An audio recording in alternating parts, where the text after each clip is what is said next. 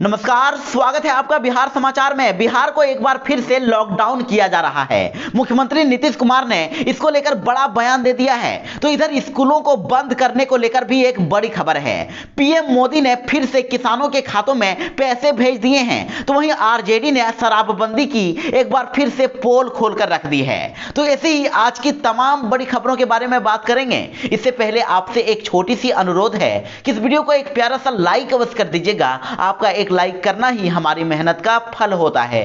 तो चलिए शुरुआत करते हैं आज की पहली और बड़ी खबर से। अब तक की बड़ी खबर, बिहार में एक बार फिर से लॉकडाउन लागू होने वाला है। बिहार को एक बार फिर से लॉकडाउन किया जा सकता है और मुख्यमंत्री नीतीश कुमार जल्द ही इसको लेकर बड़ा फैसला लेने वाले हैं। दरअसल बिहार में कोरोना संक्रमण की रफ्तार को लेकर मुख्यमंत्री नीतीश कुमार ने बड़ा बयान दे दिया है। उन्होंने कह दिया है कि बिहार में संक्रमण की रफ्तार को देखते हुए एक सप्ताह के लिए जो भी निर्णय होगा बिहार सरकार लेगी और बिहार में नाइट कर्फ्यू या फिर लॉकडाउन लगाया जा सकता है। इन विषयों पर कल बैठक में फैसला लिया जाएगा। उन्होंने कहा है कि बिहार में लगातार कोरोना का संक्रमण बढ़ रहा है और ऐसे में हम इसको लेकर जल्द ही बैठक करेंगे और निर्णय लिया जाएगा कि बिहार में आगे एक हफ्ते के लिए क्या किया जा सकता है। और मुख्यमंत्री नीतीश कुमार इसको लेकर कल ही फैसला करने वाले हैं। मुख्यमंत्री नीतीश कुमार कल ही लॉकडाउन या फिर नाइट कर्फ्यू को लेकर बड़ा बयान दे सकते हैं। बिहार एक बार फिर से लॉकडाउन हो सकता है। देश के करोड़ों किसानों के लिए एक बड़ी खुशखबरी है। पीएम नरेंद्र मोदी ने नए साल पर देश के किसानों को बड़ा तोहफा दे दिया है। पीएम नरेंद्र मोदी ने किसान सम्मान निधि योजना की 10वीं किस्त का पैसा सीधा किसानों के खाते में ट्रांसफर कर दिया है। आपको बता दें कि इससे पहले पीएम किसान की 9वीं किस्त अगस्त 2021 में जारी की गई थी और आज फिर से राशि जारी कर दी गई है। पीएम किसान सम्मान निधि योजना के तहत किसानों के खातों में 2-2 हजार रुपए की किस्त फिर से जारी कर दी गई है। तो कमेंट करके जरूर ही बताइएगा कि आपको किसान सम्मान निधि योजना का पैसा मिला है कि नहीं मिला है। और अगर आपको पैसा नहीं आता है तो आप स्क्रीन पर दिए गए नंबरों पर फोन करके शिकायत कर सकते हैं। बिहार में लगातार कोरोना के मामले बढ़ते ही जा रहे हैं। बिहार में अब कोरोना के 352 नए मामले मिल गए हैं और जिसके बाद एक्टिव मरीजों की संख्या 1074 तक पहुंच गई है। तो इधर कोरोना के केस बढ़ने के साथ ही बिहार में सख्ती को भी बढ़ा दिया गया है। अब बिना मास्क के घर से निकलने पर आपको जुर्माना देना पड़ सकता है। तो वहीं अस्पतालों में आपको एंट्री भी नहीं मिलेगी। जी हां, कोरोना वायरस के बढ़ते संक्रमण को देखते हुए पटना में सभी के लिए मास्क अनिवार्य कर दिया गया है। बिना मास्क के पकड़े जाने पर आपको 50 रुपए का जुर्माना देना होगा। गाड़ी चलाते समय बिना मास्क पकड़े जाने पर वाहन जब्त भी कर लिया जाएगा। तो वहीं बगैर मास्क पकड़े जाने पर दुकान सील हो जाएगी और ग्राहक पर भी जुर्माना लग जाएगा। और आज से ही शहर के मुख्य चौक चौराहे, सड़क, सब्जी मंडी, बस स्टैंड, रेलवे स्टैंड आदि पर जांच की जाएगी और इसके लिए प्रशासन ने 10 टीमों का गठन किया है। और इसके साथ ही पटना के सरकारी व निजी अस्पतालों में बिना मास्क के प्रवेश पर पूरी तरह से रोक लगा दिया गया है। तो वहीं बड़ी खबर आ रही है कि पटना के सरकारी और प्राइवेट स्कूल अब 8 जनवरी तक बंद रहेंगे। दरअसल बिहार में ठंड काफी बढ़ता जा रहा है और बिगड़ते मौसम से होने वाले खतरे को देखते हुए राजधानी पटना के सभी स्कूलों में पाबंदियां लगा दी गई है। अब कक्षा 8 तक के सभी स्कूलों को छात्रों के लिए बंद करने का फैसला लिया गया है और इसे लेकर पटना डीएम ने आदेश जारी किया है, जिसमें यह स्पष्ट कर दिया गया है कि 8वीं तक के बच्चों के लिए पटना के सभी प्राइवेट और सरकारी स्कूलें पूरी तरह से बंद रहेंगी। तो इधर मौसम वैज्ञानिकों का कहना है कि अगले 10 दिनों तक पटना में कड़ाके की ठंड रहेगी। तो इधर जदयू के द्वारा तेजस्वी यादव पर तंज कसा गया है। उन्होंने झारखंड के मंत्री के बहाने तेजस्वी यादव पर निशाना साधा है और कह दिया है कि नेता प्रतिपक्ष तेजस्वी यादव को पढ़ने की जरूरत है। जी हां, जदयू प्रवक्ता और नेता नीरज कुमार ने बिना नाम लिए ही तेजस्वी यादव को फिर से पढ़ाई करने की सलाह दे दी है। नीरज कुमार ने कहा है कि राजद को सहयोगी दल से सीख लेनी चाहिए। गठबंधन दल को एक दूसरे का सम्मान और सहयोग करना चाहिए। झारखंड के शिक्षा मंत्री जगन्नाथ महतो ने 54 वर्ष की उम्र में इंटर परीक्षा देने का फैसला लिया है। राजद के शीर्ष नेतृत्व को इस निर्णय का स्वागत करना चाहिए और अपने अन्य दलों से इसे लागू करने पर विचार करना चाहिए। राजनीति में ज्ञान अर्जन करना आवश्यक है। और इसमें लज्जा नहीं गर्व होना चाहिए। यानी कि नीरज कुमार ने कह दिया है कि झारखंड के शिक्षा मंत्री जगन्नाथ महतो की तरह ही तेजस्वी यादव को भी पढ़ने की जरूरत है। जदयू के द्वारा तेजस्वी यादव को पढ़ाई करने की नसीहत दे दी गई है, तो इधर आरजेडी ने भी इस पर पलटवार कर दिया है और कह दिया है कि नेता प्रतिपक्ष से आकर ट्यूशन ले लें जदयू के नेता।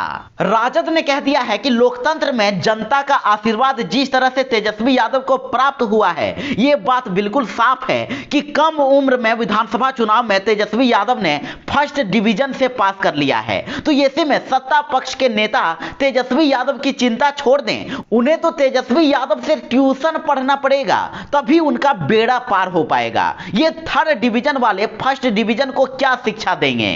तेजस्वी यादव से उन्हें सीख लेनी चाहिए। वो तेजस्वी यादव की क्लास में आकर शिक्षा ले लें, तभी उनका ज्ञान खुलेगा।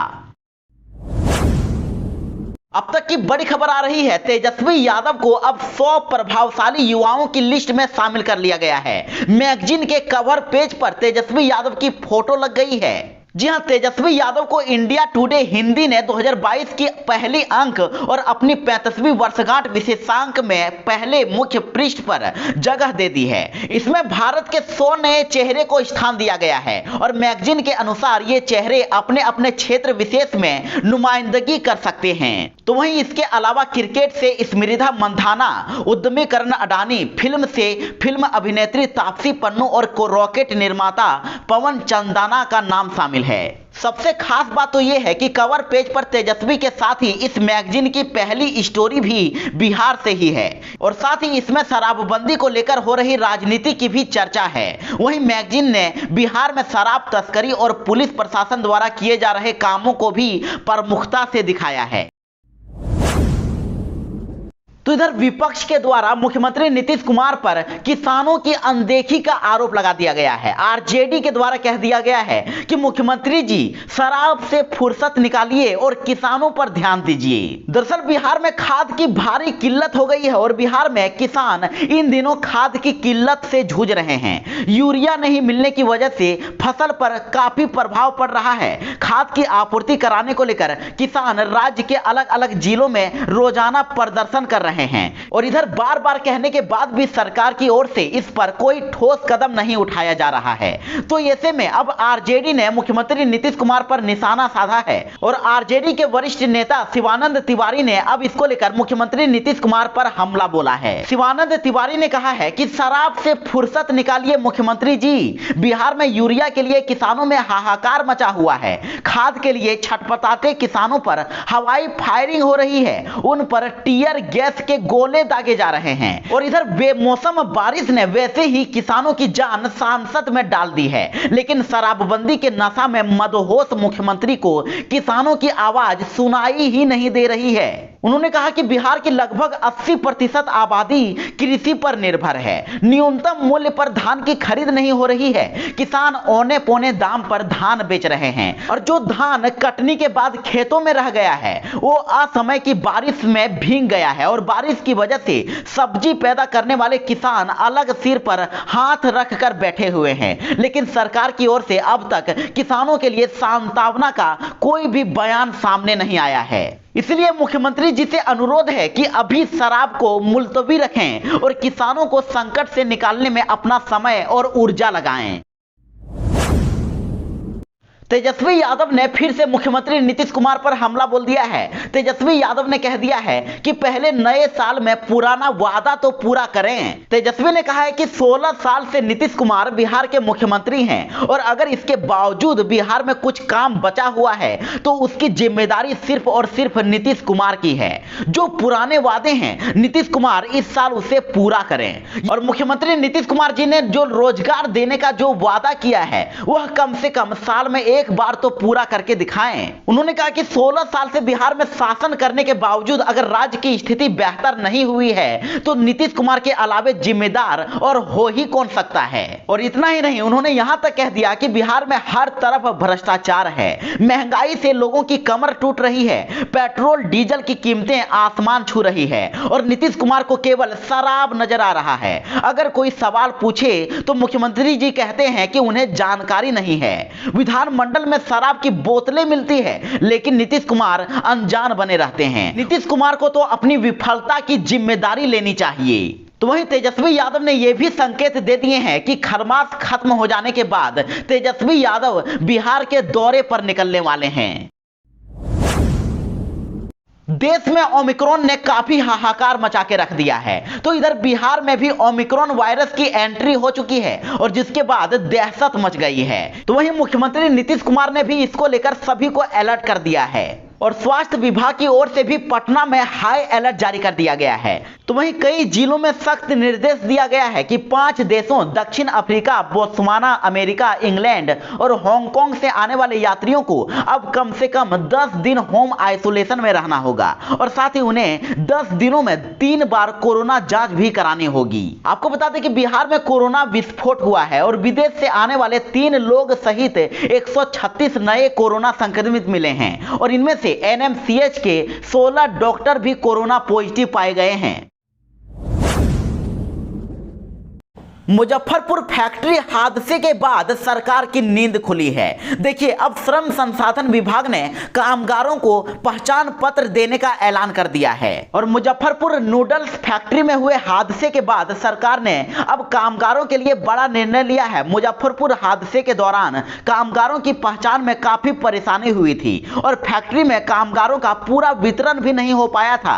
इसे देखते हुए श्रम संसाधन विभाग ने यह तय किया है कि अब कामगारों को पहचान पत्र देना अनिवार्य होगा। तो वहीं श्रम कानून के अनुसार फैक्ट्री या विभिन्न संस्थानों में काम करने वाले सभी कामगारों का अलग से वितरण भी होगा ताकि दुर्घटना होने पर उनकी पहचान आसानी से हो सके और कामगारों के बारे में पूरी जानकारी अब फैक्ट्री संचालकों को सरकार को भी देनी होगी।